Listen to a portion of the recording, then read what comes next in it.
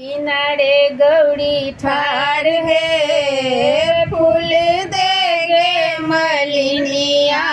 नदिया किनारे गौड़ी ठाड़ गे, फूल देगे मलिनिया। कथी में लोढ़ब बेली चमेली, कथी में लोढ़ब गुलाब। फूल देगे मलिनिया, नदिया किनारे गौड़ी ठाड़ है, फूल देगे मलिनिया।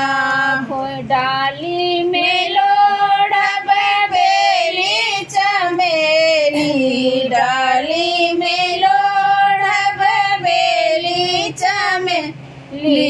खोइछा में लोढ़ब गुलाब गे, फूल देगे मलिनिया।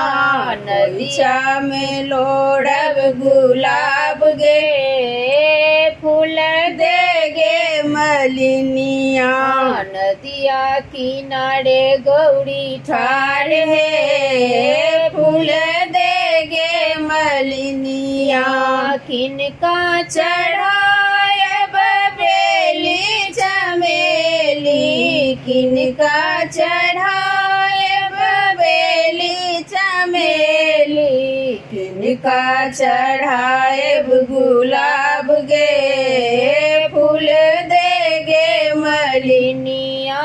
नदिया किनारे गौड़ी ठाड़ गे, फूल देगे मलिनिया। बिसहारा चढ़ायब बेली चमेली, गौड़ी चढ़ायब गुलाब गे, फूल देगे मलिनिया।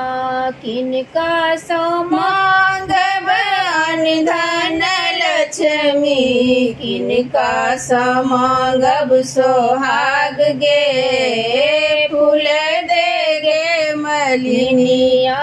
नदिया किनारे गौड़ी ठाड़ गे, फूल देगे मलिनिया। बिसहारा समांगब अनधन लक्ष्मी, बिसहारा समांगब अनधन लक्ष्मी।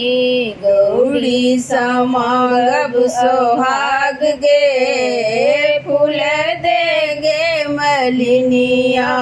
गौड़ी समांगब सोहाग गे, फूल देगे मलिनिया।